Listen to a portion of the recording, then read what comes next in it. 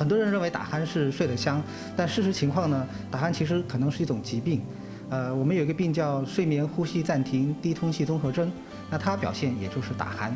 近年来，作为一个甲困眠相关的疾病，困眠呼吸暂停低通气综合征愈来愈受到关注。伊是指各种原因导致咧困的时阵反复出现呼吸暂停、低通气、困眠断气，安尼来导致机体发生一系列病理、生理改变的临床综合征。在打鼾的过程中呢，它这个打鼾呢会有一些暂停，就我们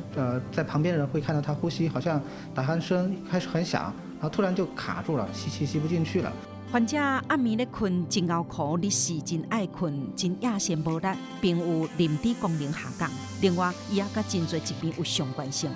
比如说很多的高血压呀、糖尿病啊、什么心脏病啊等等，包括脑卒中啊，都跟它有一定的关系，所以它其实是一个潜在的危险。